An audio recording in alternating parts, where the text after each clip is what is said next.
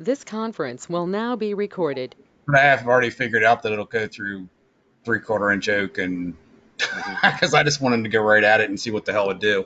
I cut a 2x4 the other day, a pressure treated 2x. Dude, PT, that's some nasty shit. Yeah, Excuse I me. did it. I did it in like it took 3 passes, and I used the 2-inch lens, Yeah, but I'm I still did waiting it. on the 4. I could have got the saw out, but I just wanted to see if it would do it. You know those things at Home Depot where you put the line, the wire or rope or whatever through it, and you pull it and it measures it. Well, they Yep. want $400 for one of those, so Yep.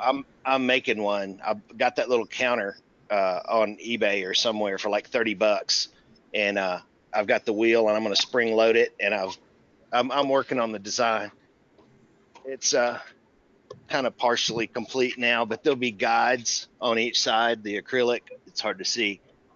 The acrylic will hold it in, so it doesn't matter what you put in there, whether it's airline or wire or whatever. It'll stay in place and squeeze it, and so I can cut pieces off and measure accurately. So I can build that for about $50.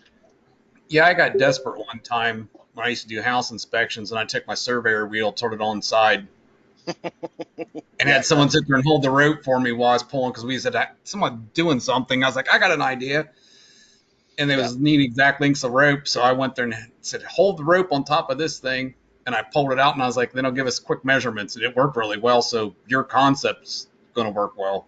yeah. So yeah, I wasn't paying $400 for that because I only pull wire, once a month or something when I cut them up. But we've got some dual air assist kits that I'm having to put together. They sent me everything for all three just lumped together, so I have to divide it all up and get the kits, you know, segmented right and everything. Um, so you just got your machine yesterday, right? Yeah. And so how was the delivery? What do you have? A Nova 51 100?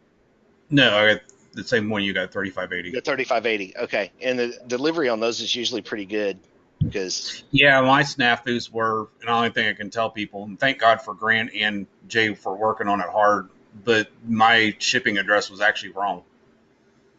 yeah, I think you were telling me about that.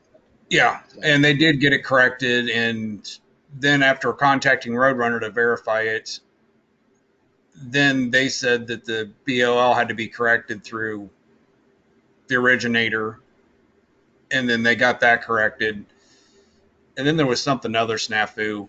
mhm. The only other snafu about getting it delivered at home is they set that on top of another pallet. Oh, did they? So they can manipulate it easier.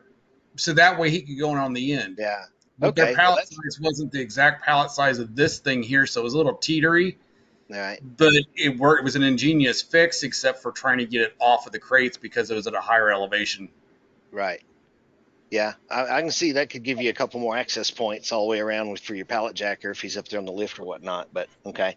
And how many nails did you go through unboxing that thing? I don't know how many did I go through. How many did I step on? Yeah, those things can be rough. They put a Because lot I, of them in there. yeah, and I'm sitting So there going, "This is ridiculous." yeah. So everything's set up, and you said you cut 3/4, and it did Yeah, pretty good on that. Okay. I've done 3/4 poplar, 3/4 oak. I was just doing test squares, playing with the powers, trying to figure stuff out. hmm what about the directions that you went through to set it up? Is there any feedback on that, or what resources did you use? I mean, a lot of that stuff's in the manual, but a lot of people don't look at the manual. I don't know if I did. There's a manual. Yeah, right. Yeah. I mean, Sarah, they don't send a manual with it. It must be an online manual because I Yeah. didn't know that Well, they there was send even. it on the USB drive, but that's another thing. The only thing on Oh, that there's a. USB drive is maybe the reverse comp settings, some of that stuff that came, the test files, for the laser, and then RDWorks is on there. I Um, didn't even plug it in. I don't even know. Didn't even look at it.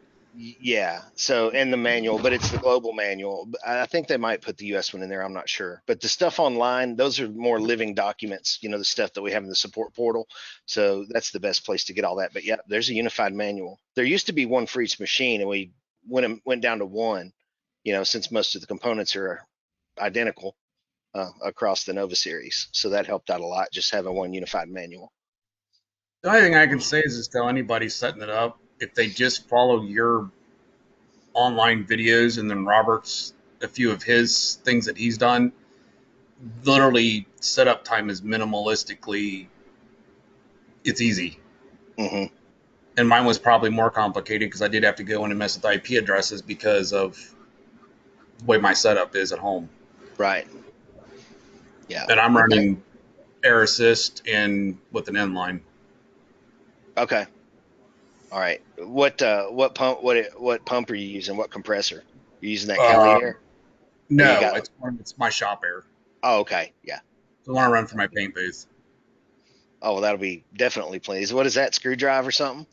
No, it's just a regular compressor, but I've had it, Is I it? don't know, 5, 6 years, and it handles the booth and handles a DA. So, Nice.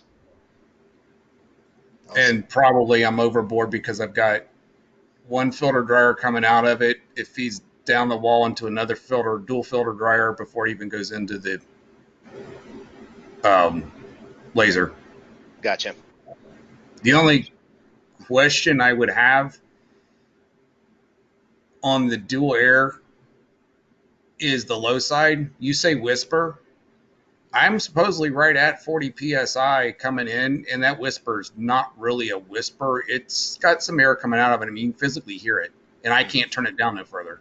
Yeah. Well, that's one reason. Oh, and China tells me in the latest thing, I was proofreading the stickers. They have raised the maximum pressure again, recommended pressure to 55. Oh, wait a minute. I So, might have a brain fart. it used to be. Yeah, the needle valves are not super, super, super precision. If you wiggle them around, you'll get a little bit of difference there. The stop nuts are on there to help with that after you get it in there, get locked in. But I there's thought I just was bottomed out on the stop nut, but I wasn't. yeah, but there's just a pretty significant loss, through the system. There's quite a bit of connectors and relays and airline, through that system. So you won't see, even if you've got your secondary regulator or your inlet at 40 psi, you probably won't see that at the end. Of course, you've always got air going out too, out the nozzle, so it's also going to depend on if you're quantifying your measurements first of all. If I you're looking actually, at your pressure on the thing.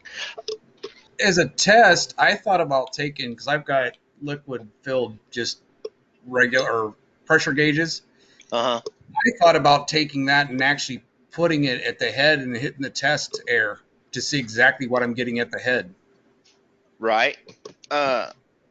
Also, the ones that I was showing on the digital pressure monitors that I was showing on the documentation for quantifying air pressure.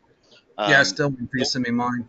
yeah, but the ones on eBay were all vacuum.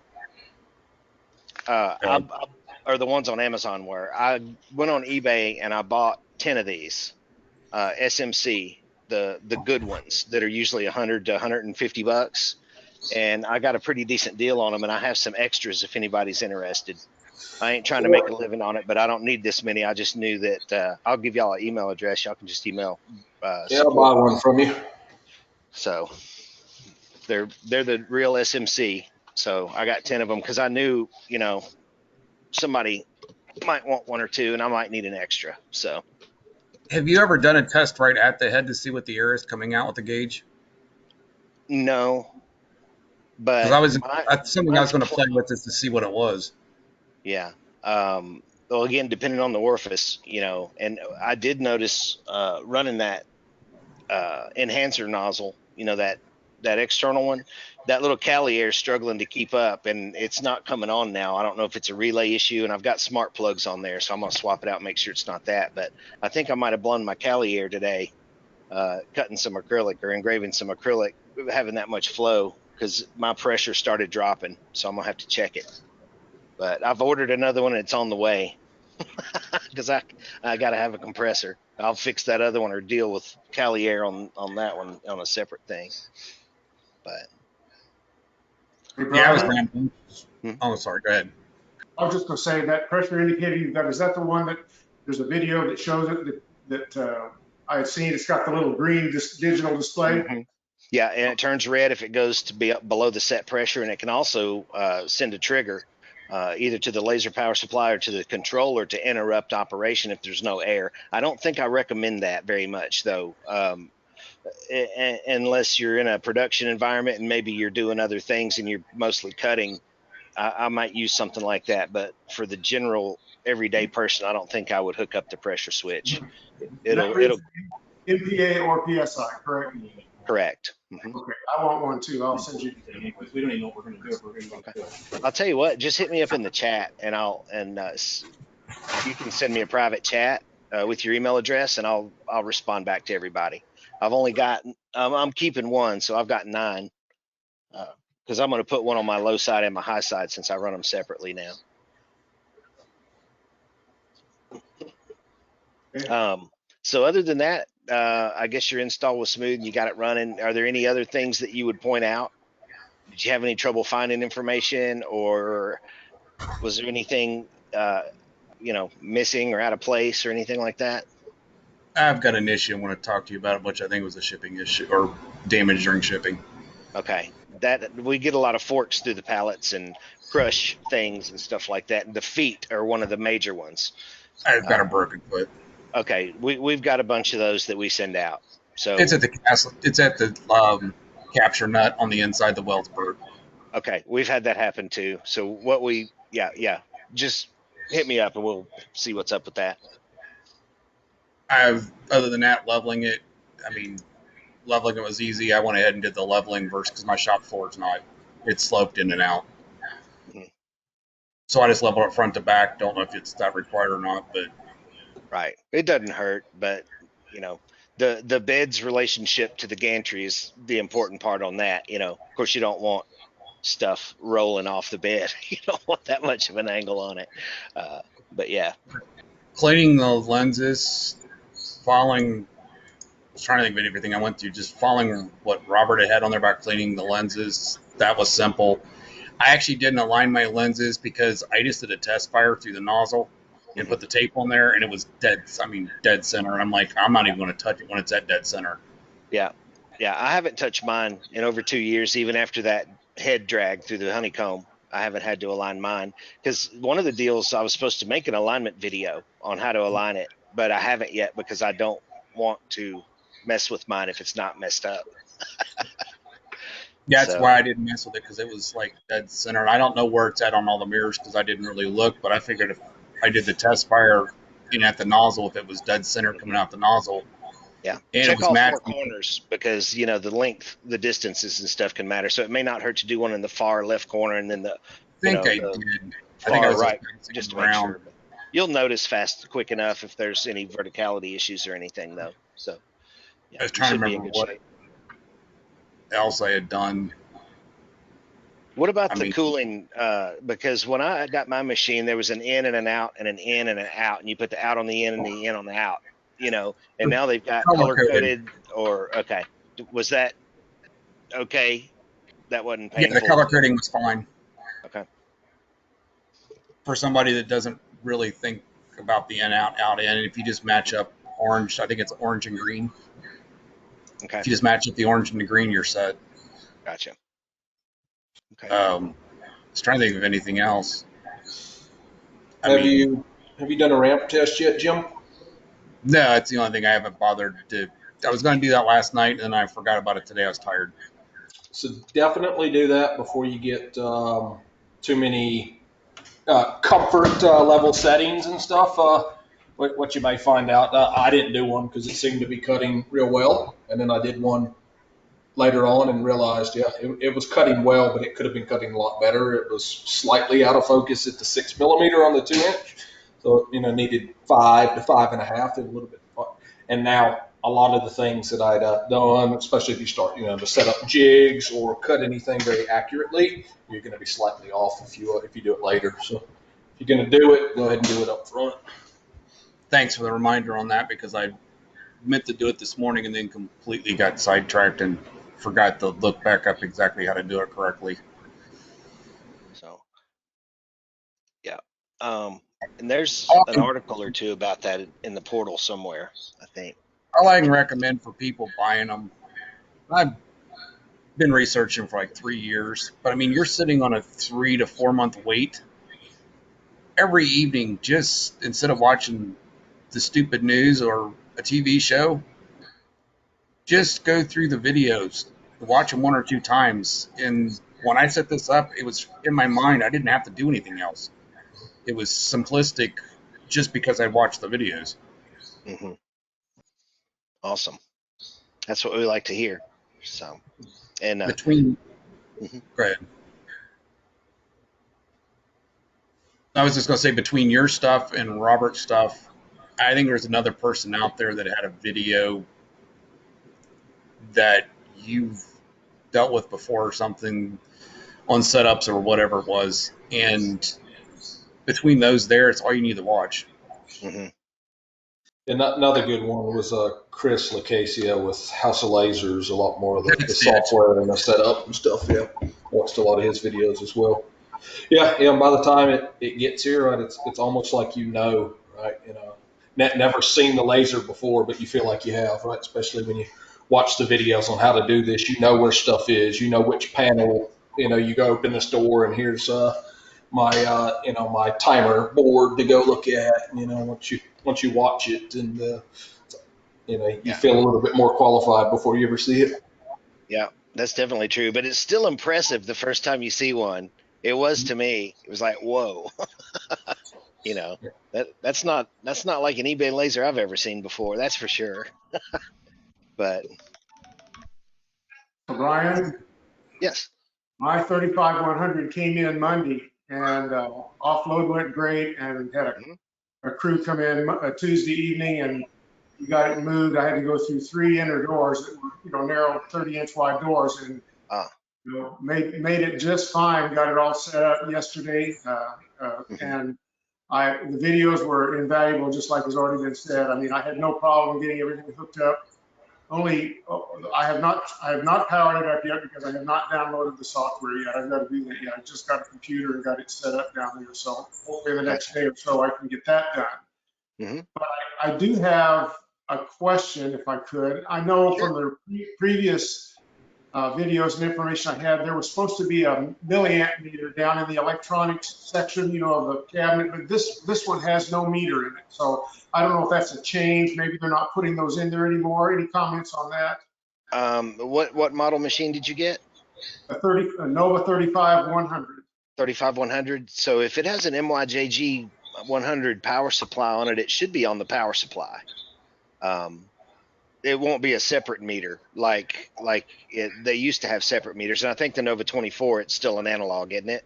Jason, is yours an analog on your Nova 24? Okay, he's on the phone.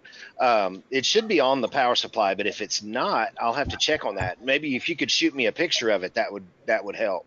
Well, is it a digital? Is it a digital readout? It's digital.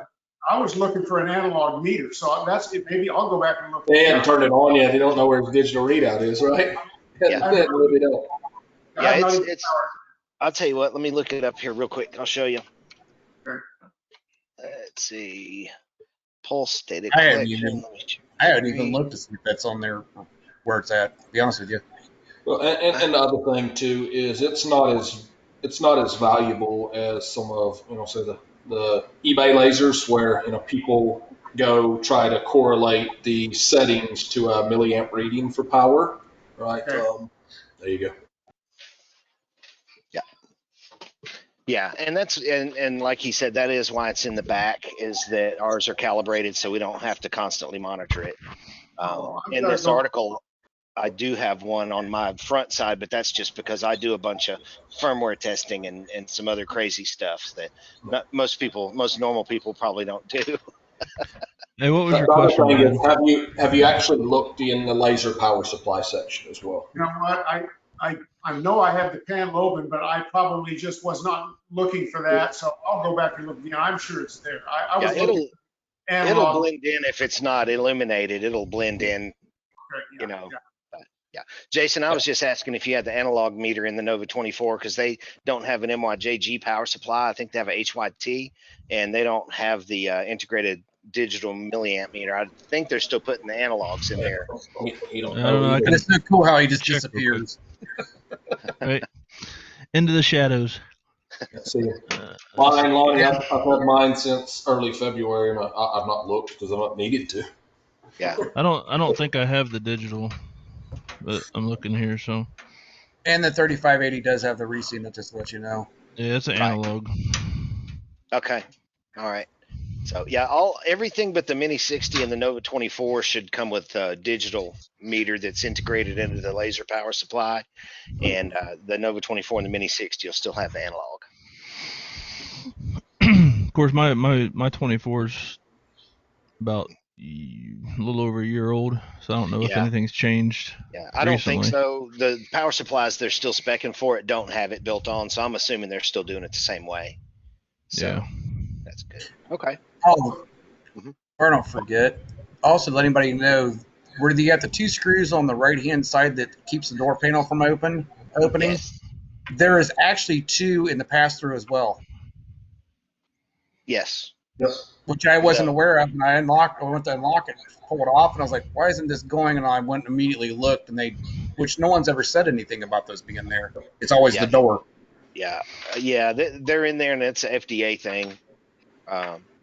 But you can take them out. But yeah, and I think they're mentioned somewhere. Maybe not the ones in the other door, and that may be something I'll check. I'll see if there's been any revisions. I'll go back and look and see if there's been any things. If you ask about it in the right forum online, you get all kinds of good suggestions about crowbars and saws and grinders and stuff to help you out. Yep. Oh yeah, nice little. Was it 8mm Allen wrench or 10? All One right. more question if I can there. Absolutely. There's a dust cover that came from mine, a brass dust cover, and I went back and looked at the video there. And it looks like I slipped it in there. It's just a loose fit, and that's all you have to do is just slide it in there. I can It see is. how it would very easily fall out during shipment. So I slipped that in there. And in that little bag, along with the dust cover, there's a little piece of cardboard with a little burnt spot on it, and a little piece of plastic with a cone. What am I looking at? Is that when they tested the machine, the focus? Yeah, that's the beam verticality and the beam signature of your machine they did during QC. Okay, I figured that's probably what that was in there, so I just was curious. That's how they verify that the machines have been tested and they actually output. That's a definitive, they leave those with the machine just so they can have an easy way to check everything and make sure everything's been done. So, And that gold card that come with it for your compensation settings, that's a good one to keep a hold of in case you ever lose them in the software. Keeping it physically somewhere with the laser, but also keeping a digital copy. And I think someone in one of the I think it was Alicia from the Hustle and laser community, where she moved her machine and lost the settings, and her card was at the other location, couldn't use it, and she finally got someone to send her a picture of it. But yeah, and we do have some instructions on backing up that kind of stuff in the machine profiles and stuff as well. Does that loaded in, or is it already preloaded electronically for you? It doesn't come preloaded because that's a software. That's a function of the actual control software. So you'll have to input those in. And the good news is if you do happen to lose the card, we have been keeping records for quite a while on every machine. So we have all of those on file if we need to look them up. But it's a whole lot easier on everybody to make a backup, like Jeremy said. That is available if you lose it. And there are instances when we change a belt or make an adjustment or replace a motor or do something like that we may actually have to redo the calibration on that, and output some squares and actually figure out and calculate what those intervals are again, depending on machine changes. so Oh, sorry. Go ahead. I was going to ask Jim, did you set up your settings already? No issues with those on your compensation settings? Yeah, they went in fault easily. Yep. Yeah, that's one thing when I set mine up, that something that I'd overlooked or hadn't paid attention to. When you go into Lightburn, if you go in and set your default to inches rather than millimeters, it will input those in as inches as well, even though they're millimeters in your card, which throws you off by a decent factor there. So your first tests will be well off. Yeah, that's when Picasso does the motion planning. Yes. It gets a little wacky. Yeah. And One of the things I will. Okay. It's also worthy to note that the preview panel, the preview screen on the Ruida controller, it's raw data. It's raw motion planning data. So the scanning offset adjustments are applied in that preview. So especially on the larger machines, they're running at higher speeds. If you start seeing your preview output on your Ruida controller looking fuzzy, that's normal. That's actually the correction that you're seeing on the screen. So that's normal. It's showing the planned overshoot that it corrects.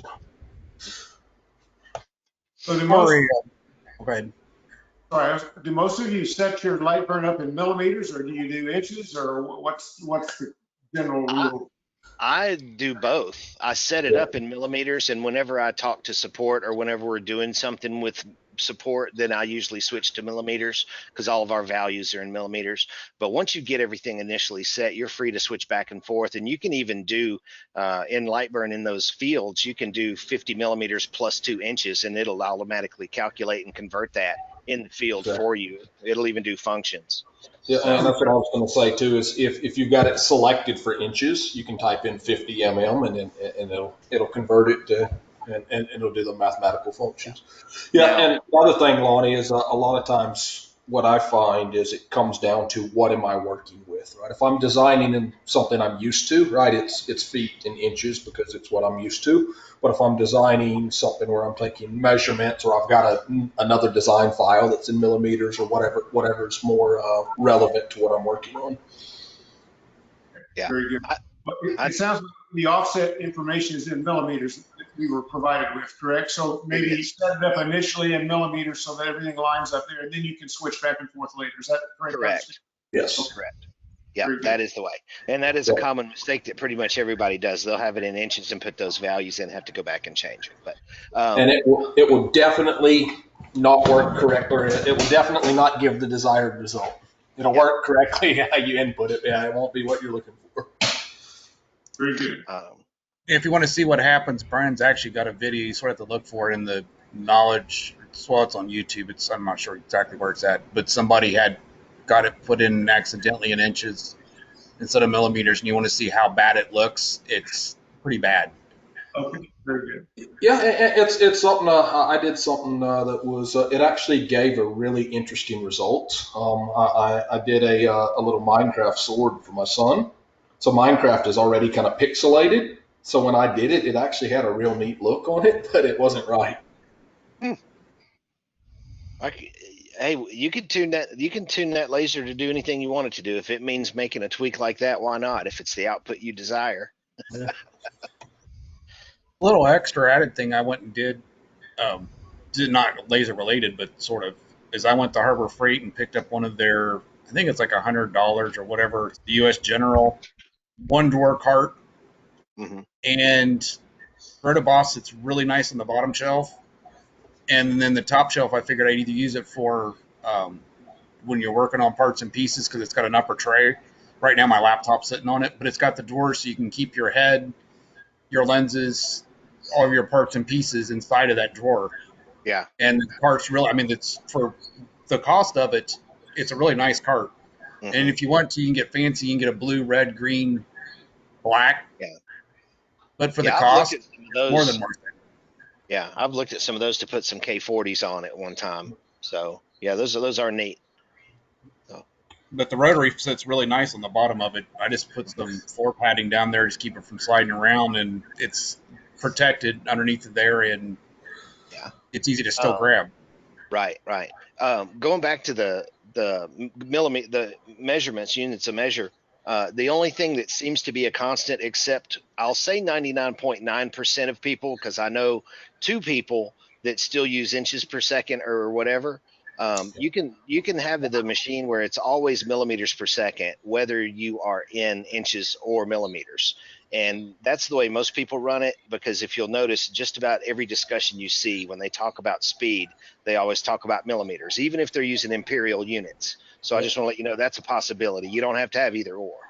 But if you're watching a guy that's really good at photo engraving, he is in inches per second. It'll screw you up. So if you watch House of Lasers, Chris does inches per second.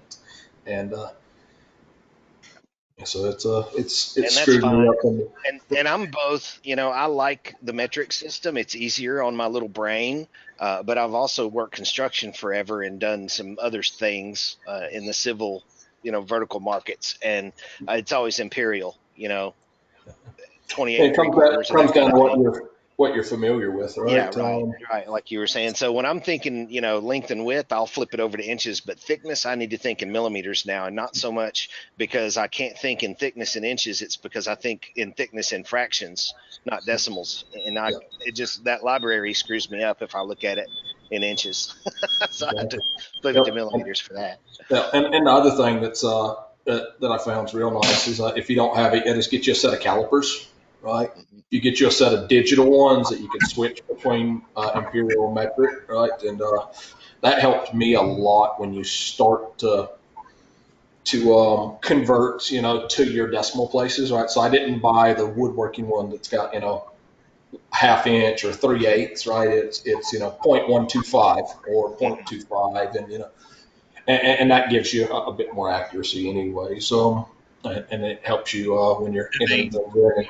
Yep. And have one of them? always check what you're doing. And I found so much inconsistency. 6 millimeter acrylic is 5.87, and then Yeah. you buy three pieces of it, and they all vary by a little bit, right? So yeah, I tend to my calipers sit right there. If it's warrants the accuracy, right, I check it. It takes a couple of seconds and it's easy enough to tweak. Same with putting stuff in the rotary. What I found is a lot of stuff differs, right? You buy the same mugs a few times, and one time you go get it and the design comes out wrong, and you go look and the diameter's slightly different, right? It's and you notice it, and it's manufacturing tolerances are on everything, and then wood is probably the worst in terms of consistency, especially when things are nominal and you go buy from different vendors and different qualities of your substrate. Yeah. There's a lot of variables in there. Question, if I can, about the 1 hour training. Hmm. I've got to download my software, so I'm gonna take a few more days to finish. I got to clean the optics, do some of the other stuff, and get everything done. But at some point, I'll want to do that. Is that just a matter of just how do we schedule that? It is. Let me pull this up real quick. You can find the 1 hour training, and I'll put the link if I can spell. This search engine in this thing is not Google, that's for sure. 1 hour training session. And then I'm also going to give you the 30-minute one, because if you run into something, it's let me give you that one first. We've got the 1 hour, which you can sign up for here. Here's the link. Well, let me just stop sharing because I'm just getting confused here. I got it open here. Are you There's talking the about the 1 hour trainer? Are you training talking session. about software wise, Lonnie? Are you talking about the light burn? Well, Well, no, but there, Lonnie, I just sent you a link and I put it sent just to you. I'll send it out. I'll put it out there for everybody to look at in the chat if they want. That's for the 1 hour training session. okay. And then if you want to do a 30-minute one, if you run into something when you're setting it up first, don't think that you have to burn up your 1 hour training session getting your machine set up. So if you run into something, you can just shoot us an email. We can probably navigate you through it pretty quickly. But if not, we can jump on and do a quick 30-minute one to make sure everything's good. And that way, when you do your 1 hour, it'll be focused more on actual operation and that kind of stuff. Yeah, I want to make sure I got through all the setup first. I think I can get through all that, but I just wasn't sure. So use this link whenever we're ready to set actually schedule. Okay. Yeah, if you need it, you can use the 30-minute one if you need it. That first link is the 1 hour. So yeah, you can schedule a 1 hour session for whenever you think you'll be comfortable. But I also just linked the 30-minute session. And if I you need to jump in there on one of those, you can get on there as well if you run into something. And a lot of times, if you do have a question and you submit a ticket to the support desk, somebody might come back and go, "Oh, can you get on in remote right now?" And then we can just send you an instant remote. So it's not a thing that you don't really need to be proactive and start planning a bunch of extra sessions and that kind of thing yet, because we're pretty Johnny on the spot when it comes to things like that. So, but yeah, those links are free for whatever you'd like to use them for. All right, great, thanks. If you get on Thunder Laser USA on YouTube, you Yes. can actually go to some of the 1 hour sessions and you can pretty much get an idea of what he goes through, which will help you get set up. Yeah. I've noticed those out there. I haven't gone and looked at them yet. So yeah, I may do that. Yeah, it's a good idea. Yeah, there's articles with a bunch of stuff like that related to it too on the support site. There's one page that has a couple of the initial trainings there together, and then there's another one that's called number 571. It was from a ticket, a remote session, and it's talking about land comms, scan offset values, and I think That's what I was maybe talking even about, I think. yeah, maybe even an IP address conflict in that one. If I haven't captured a one on doing fixing an IP address conflict, I want to catch that on one of them. But yeah, we've That got is, quite a bit of stuff. So you do have the IP conflict because he had it 192.168.1.10 or something like that. You switch to 250, you get the conflict out of there. That's okay, the same video. That's the one okay, that's got the crazy offset that was yeah, inches a millimeter. okay, yeah, yeah. So we've got every level. We've got some of this what would be more typical, of the spiel that we usually do with someone, and then there's also some rabbit holes that we jump down in some of these. So Hey Jim, if I can ask, sorry, if I can ask you a question, Jim, did you just go through and clean your optics for the first time? Yeah. As soon as before I even turned it, I turned the main power on so I could move the head up closer. Then I just went through and cleaned everything. So did you, I've looked at the video, I'll have to go back and look at it again, but do you actually remove the lens and remove the mirrors to do that, or do you clean the mirrors in place? On the head, yes. Everything else, no. Okay, that's what I was trying to remove. yeah, you don't have to necessarily take them out. I kind of lend that article to sounding like that because you're going to have to tackle that beast eventually. And I figure the more people that go ahead and just, go full send on it, go for it. So that's why I kind of project that article that direction. But yeah, if you don't have to take them out every single time. And a lot of that will depend on your use and environment. You'll kind of get that feeling of how that works after you're running, seeing how dirty things get and that kind of stuff. Taking the mirrors out and putting them back in, obviously, that should have no effect on your alignment, correct? As long as you get them back in there correct, not seated in there correctly. Right. Those mounts are locked down and backed up. So as long as all of the mounting fixtures are intact and where the way they need to be, you should be able to remove and replace the mirrors without affecting the optics and the alignment. Very good.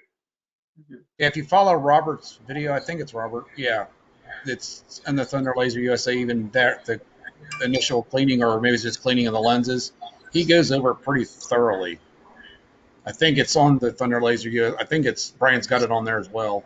Yeah, I think we use this article for that one. Yeah, that goes pretty simply. One thing I will say is I think they had the mirrors tightened down a little tighter than what I suspected they would be, because the mirror on the head, I actually had to put some more power than I thought I'd have to get that ring undone initially. Gotcha. And when I cramped it back down, I just did more what Robert said, just get it snug and just a little tweak. Yeah. I had to actually put some pressure. In fact, I was sort of concerned I wasn't going to get it undone. Yeah. Those mirrors are not quite like those lenses. Those lenses, that's a synthetic, that's a synthesized crystal, and it'll deform. There's deformation. Steve with APC made a little video about it. He took some plastic screws and put them in a little fixture and would just twist the screws just a little bit to put pressure on one of those Z and SE lenses, and it would distort. And I'm sure that it doesn't take much to break one. Luckily, I've never dropped one, so I don't know what kind of force it takes to actually crack a lens. But so when you tighten that ring back up on your lens in your head, then you just basically snug it up, just barely snug it up. Is that correct? That's what I'm hearing. You don't want to put a lot of pressure on it.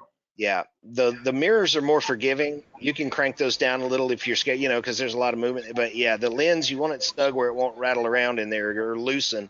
But you definitely don't want to put any undue stress on it and uneven pressure around the outside of the optic. Yeah, when you put your lens down in there, you might just want to sort of tap the outside of the nozzle just to make sure that it seats correctly, Yeah. and then tighten it down a little bit and tap it some more just on the sides of the nozzle, and it'll, because mine wouldn't set right. Once I got it down there pretty well, and I just kept tapping it, finally you could tell that it seated correctly, and then I finished tightening it. Yeah, I've seen them hang on one thread, That's what and I was not go doing. I down, couldn't get and it to settle then they down. tighten down on it, and it actually tightens down, but then it pops loose and then rattles loose pretty quick after that, especially with that kind of acceleration. Very good. Cool. All right. Does anybody else have any questions? We were gonna Hey Brian, I got a question real quick. yeah, absolutely. So I use that Clearmark tape, Okay. and I sent that video to you Right. because I saw a Clearmark thing to where you take 0.03, times it by your laser, and times it by 0.3, and that's your speed or whatever. You suggested kicking it up to about 400 and about half the power. Yeah, Three-quarters of the power. those I sent you a calculations video are of what it for did. RF excited tubes. Okay. Let me pull the ticket up. That's something you're just gonna have to probably dial in. I mean, I haven't ever used the tape personally, but it did sound like you're using way too much power, because those calculations were for those RF excited tubes, and that's a little bit different animal. Let's see. So what's the question exactly? Let me look for the video. So if you look, the video is pretty, I don't know, scary. There was a lot of flame. So I'm just curious if when you done the same thing with the spray, if you got the same type of. No, but it wasn't tape either. So, it was just a spray on and it was dry. So it's probably going to behave different. That tape is probably what's flaming up.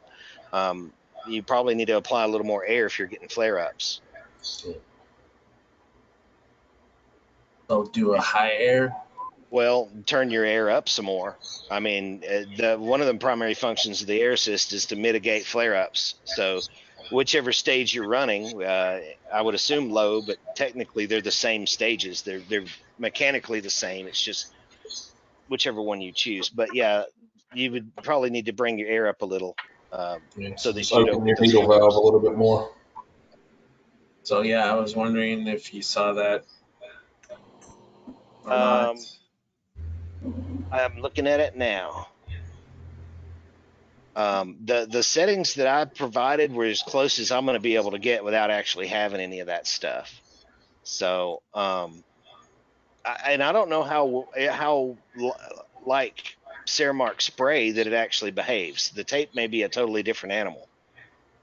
Yeah, I see that. You definitely need to turn some air on. Yeah. I wasn't sure.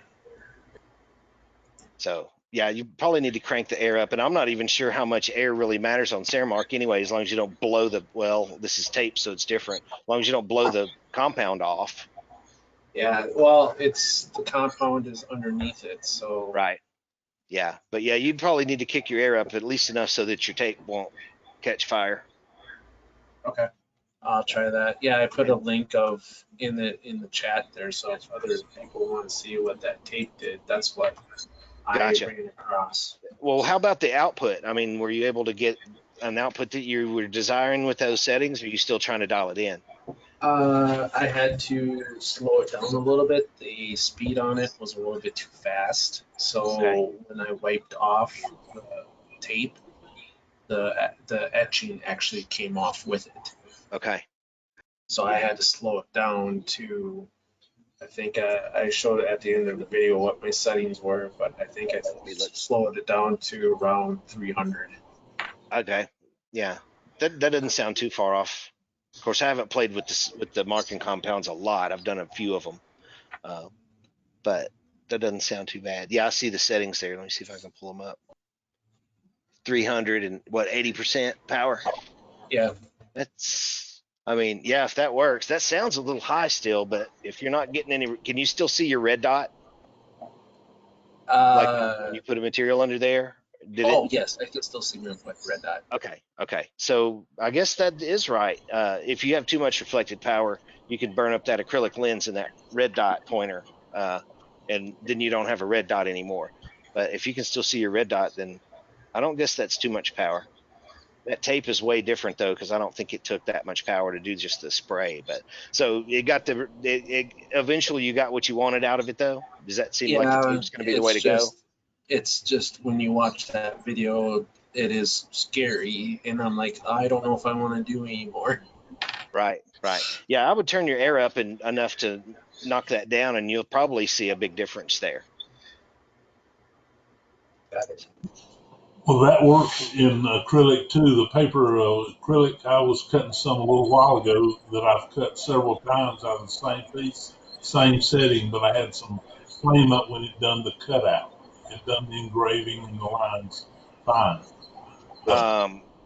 It could be that Acrylic. it depends on what you got your high pressure, if that's what you in fact had. Because there's three things that have to go on. You have to select which stage you want in light burn. And then you have to make sure that that stage is set correctly over on the machine. And then you have to make sure that it doesn't get flipped when it comes out of light burn because of a communication issue. So there's technically three things that can happen, to mess around with your air assist. So if you're using send or shift plus send to initiate the job, and you have your high or low air set in light burn correctly by either off or on, and you have the air pressure set correctly at the knob, if all of those conditions are met, then it should be okay. So, if you're seeing flames, it could be as simple as you need more air. It could be that maybe it went over to low pressure instead of high. Maybe it got inverted. It probably could have been either of those things. You said the setup. Another thing with acrylic, Danny, what I notice, I tend to cut with very low air, so you kind of get that flame polished edge. But what I notice on acrylic is you tend to get flame on the bottom side of the acrylic due to the gas and stuff, trapped under there, right? So, even turning the air up, you still see some of that, but you're not getting it because the air is going to blow on the top side to blow the flame out, but you'll still get some flame on the bottom side. Yeah, you can stand your acrylic off of the honeycomb and it won't pocket those gases as much either. That'll help evacuate that stuff because it hangs out underneath that acrylic. It likes hanging out in the pockets of those honeycombs when you've got your material setting across there. So if you stand it off with some spacers or washers or something so that it's not right down on the honeycomb, you'll eliminate a little bit of that backflash from the honeycomb, and you'll have a clean space so that air can evacuate all of that stuff better than And I believe, stagnant. I believe when I set my air up, I set it up at 40 or a little below 40. And you say now we're setting it up to what, 55? They say that they're going to recommend 55. That's what's on the new stickers. They've been doing some more testing. They switched relays. They're using SMC brand relays now, from what I understand, and so they've upped it back to 55. So, and a lot of people like to run about 50 or 60, and they weren't real happy about being told 40, and so they were working to try to get it back up there to where it needs to be. So 55 is pretty good. And spacers, would I use just more acrylic to the side, or you said washers? Anything, well, a washer, you may not want to hit it with the beam. Might want to strategically place them, or magnets or whatever. A lot of people, or what I've done too, is you put a magnet down, put your acrylic down, put another magnet on top, and it spaces it and holds it in place. So.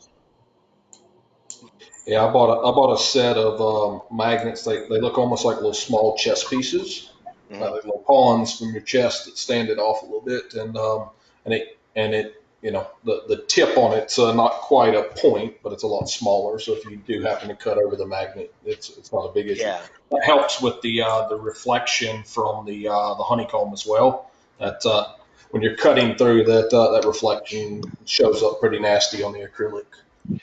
Is it those? It's very similar. Yep. Okay. All right. There was a guy, I forgot who sent me those. I forgot. I'll have to look that back up, but he was selling those for a while. I think they're machined. He's machining these things. They're stainless and got the magnet pressed in and everything. Huh.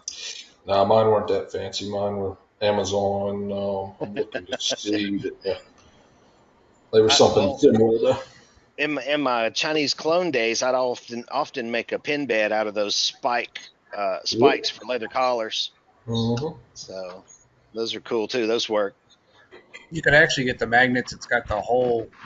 That's got the metal over top of them. It's got the hole in them, and you use those metal spikes like that from back in the 80s. Hmm. You can And also probably screw use those in there. you can also use some cheap arrowheads too. Just the blunt tip, not the blunt tip, but just the practice Yeah, arrowheads. practice They tips. they drop right down in there. I didn't think about that. I could go grab my bow stuff and see if I could see how well those will sit. Yeah, the honeycomb's a little bit bigger on the Thunder, so it may not work quite right. But I know on some of the other Chinese machines they fit right in the honeycomb pretty well. Yeah, I ordered some on Amazon. They called them push pin magnets.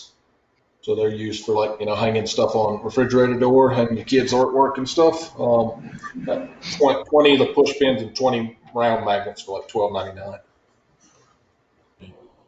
And then you just stick them to the front of the laser when you're not using them. Oh, I see them. And they Okay, weren't cool. quite as pointy, but a little bit smaller on the top side.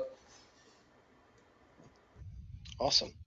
I do have one question on the low air. Mhm. If I'm getting more than a whisper of air out of there, how am I going to adjust my air down but still keep my high up? That's what the If I two can get knobs my are for on the. I've The got two. it bottomed out. You've Well, got it bottomed. now you can turn it completely off with the needle valve. Yeah. Oh, and those are aluminum too, so don't twist them down in there too much. The end of the needle will It was probably just twist twisted off in just to the there. point that it just hit the bottom. Because it was pretty much there already when I got it. They had it Yeah. turned pretty much down. You've got the jam nut backed off, Jim, so it's not Yep. Yeah, because mine those. will turn the air completely off, and I'll crack it and Yeah. adjust it, especially when I'm doing acrylic, just to keep a positive pressure, but not blow too much. Yeah. Normally those will shut all the way off if you need them to.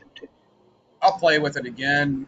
Maybe there's a piece of dirt or something in there. I don't know If because there it's is, I can get those. We can replace those. It's quick release airline, and so it won't be too bad, other than the frustration. But if there is something going on with that valve, we can fix it. Yeah. I wasn't stressed over it too much. It was just the point of trying to figure out to back it down to where there was no whisper. Yeah. Well, I'll the play good with news it. is when your compressor comes on, then you won't even be able to hear the air, so it'll be fine. Yeah. Inevitably, my compressor comes on at the most inhospitable times. Generally, when I'm not paying attention, I walk back there by it and I'm working on something else, Yeah, and it kicks on. It scares the crap out of me every time. it's on my list to put it in a noise isolated enclosure and away. And it does the same thing to me. It comes on, right, or someone comes in the shop to talk to me. My wife and my daughter will be in there, and they'll walk over and it'll come on and upsets the baby, and then I'm in trouble.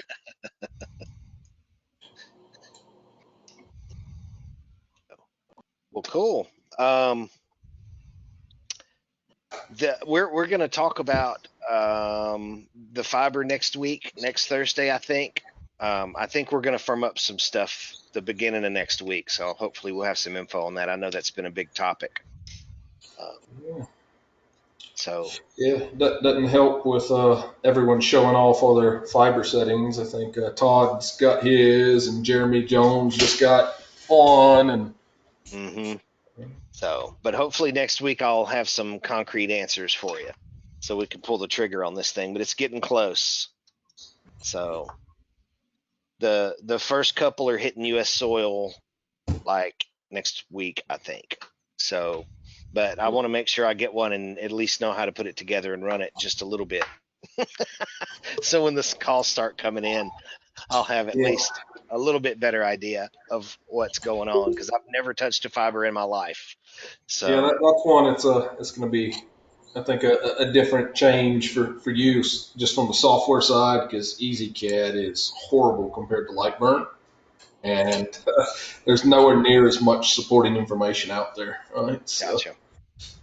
Yeah, I've heard it's a fun ride at the beginning. So I think bourbon and acetaminophen are referenced a lot when talking about those. interesting. They're not that bad. Yeah. Well, that's right. We got Jason. Jason can help me. You wouldn't mind, would you? Some Always. pointers. So we'll see how it Yeah. goes. Yeah, he said as soon as y'all get the right controller to integrate the Rotoboss to help, right? Oh, I can figure that out. That ain't no Yeah. problem. Yeah, that shouldn't be a big deal. And I got my exhaust run and all that stuff. I've got a hole made for it. Got rid of that Gravograph machine. So I need Oh, to get I need to get one so I can get rid of this paperweight I got. well, here I was joking about Windows 10 ending last week. I said everybody gonna be ready for Windows 11. Sort of said it jokingly, Yeah. and then they finally did announce that was it 2 years and 3 years they're basically ending support for 10.